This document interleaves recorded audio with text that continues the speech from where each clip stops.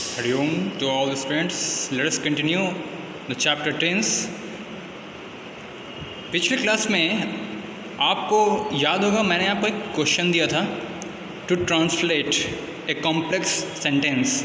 Here in this video here you can see this is the question. This was the question. विश्व के सभी महादेशों के, सभी देशों के, सभी राज्यों के, सभी जिलों के, सभी प्रखंडों के, सभी पंचायतों के, सभी गांवों में ज़मीन की कीमत आसमान छू रही है.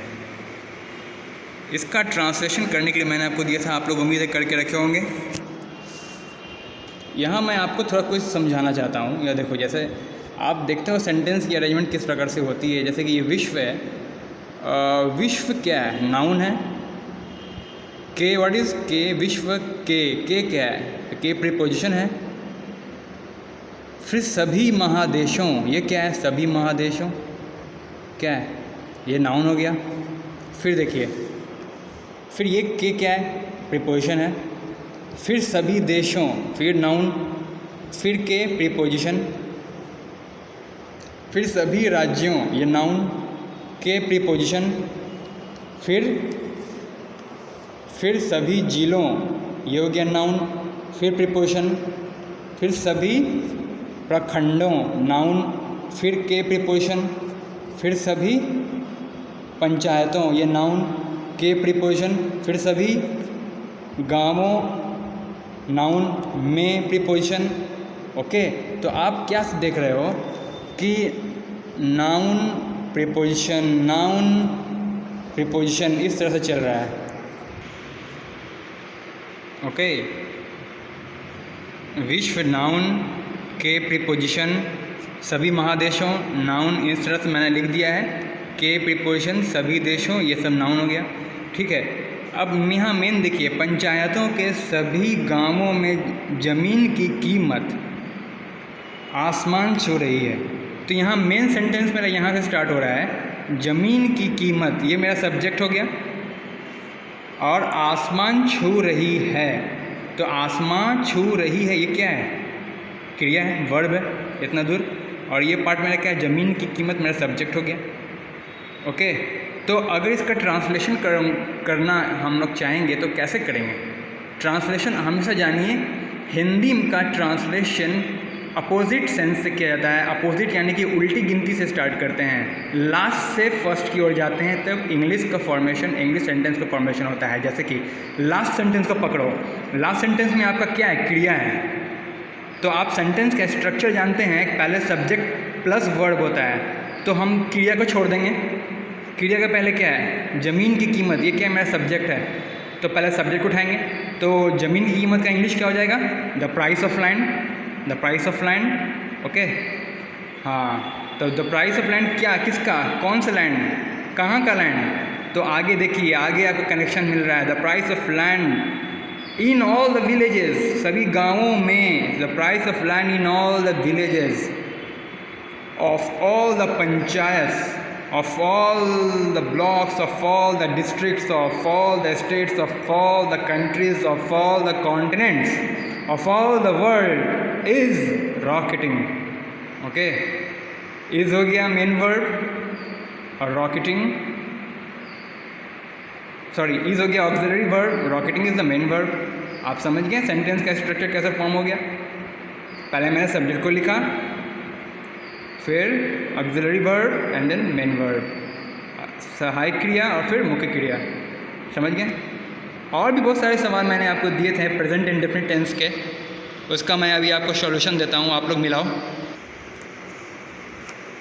ये क्वेश्चन था, ये सड़क स्टेशन जाती है, इसका आपने क्या बनाया? This road leads to station. Okay, leads क्या है? देख सकते हैं, the road leads to station. यह सड़क स्टेशन की ओर जाती है.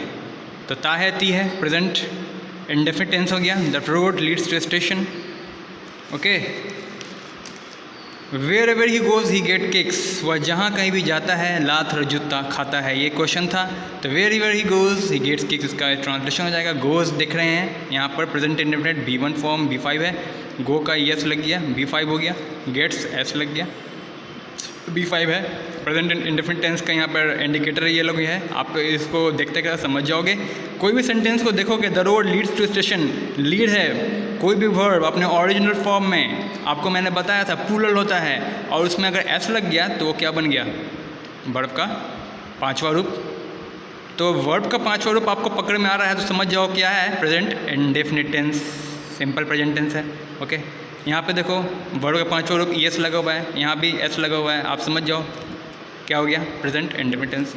The temple faces the east, यह मंदिर पूर्व की ओर है।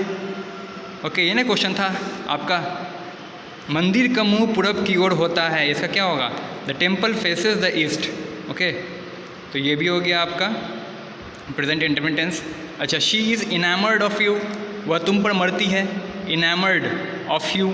तो यहाँ इनामर्ड का मतलब क्या होता है, what is the meaning of enamoured, फिदा होना, किसी पर फिदा होना को बोलते हैं enamoured. Action shoes last long, action के जूते खूब चलते हैं।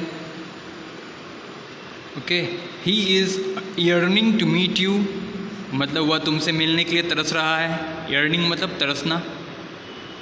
आप लोग देख रहे हैं ये इनामर्ड नाउन है, नाउन देखो कैसे समझोगे, प्रीपोजिशन है, प्रीपोजिशन के पहले क्या लगता है, नाउन, प्रीपोजिशन के पहले क्या लगता है, noun. He is yearning to meet you, तो ये यर्निंग इनामर्ड फिक्स है, ये इन सब के साथ, सॉरी कुछ वर्ब ऐसे होते हैं जिनके साथ फिक्स है कि कौन से प्रीपोजिशन लगता है, जैसे कि इनामर्ड, इनामर्ड के साथ फिक्स है कि ऑफ लगता है, यर्निंग, यर्निंग के साथ फिक्स है कि टू लगता है। ठीक है, ये वर्ब्स है, इनके साथ फिक्सेशन है कि प्रीपोजिशन ऑफ लगे, enamoured of, yearning to.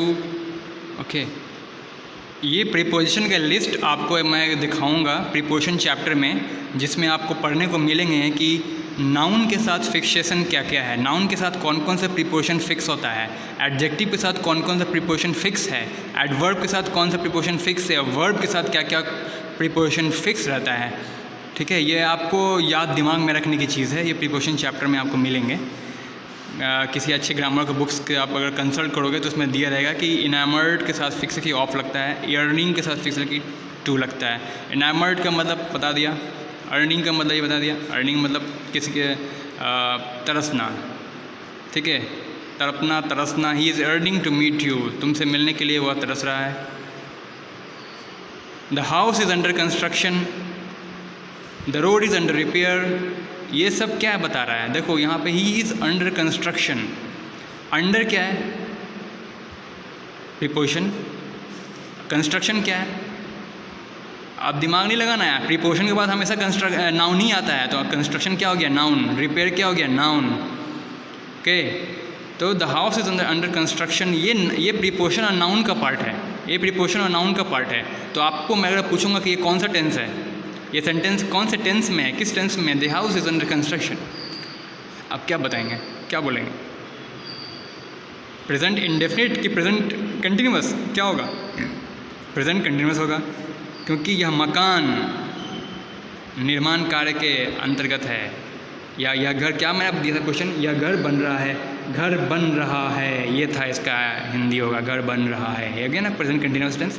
The road is under repair, यानी कि सड़क का निर्माण हो रहा है, सड़क की मरम्मत हो रही है, क्वेश्चन था सड़क की मरम्मत हो रही है, क्या होगा, the road is under repair.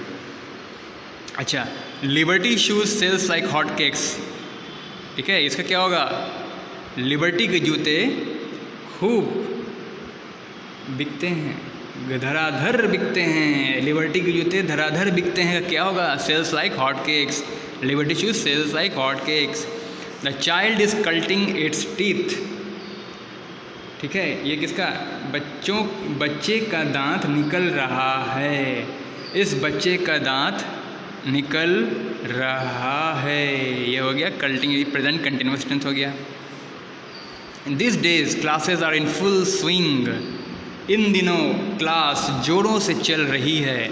India is progressing by leaps and bounds. Bharat दिन दुगनी रात चौगनी तरक्की कर रहा है। America is heading towards disaster. America विनाश की ओर बढ़ रहा है। The whole country is reeking with corruption. पूरा देश भ्रष्टाचार से महक रहा है। ओके, ये था ना सवाल आपका, पूरा देश भ्रष्टाचार से महक रहा है, ठीक है। He is tossing on the bed. वह बिस्तर पर तड़प रहा है। तड़पना का होता है टॉसिंग। ओके, एक होता है टॉसिंग मतलब तड़पना, और एक ईयर्निंग, जो पहले बताया था आपका ईयर्निंग। ईयर्निंग का मतलब होता है तरसना, और ये होता है टॉसिंग मतलब तड़पना। मैं वक्त का इंतज़ार कर रहा हूँ। I am marking the time.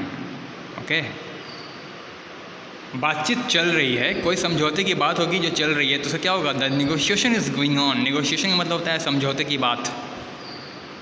वह प्यार कर रही है, अर्थात शी इज़ मेकिंग लव, या फिर शी इज़ डूइंग लव, ठीक है। इसे प्रेजेंट कंटिन्यूअस टेंस में।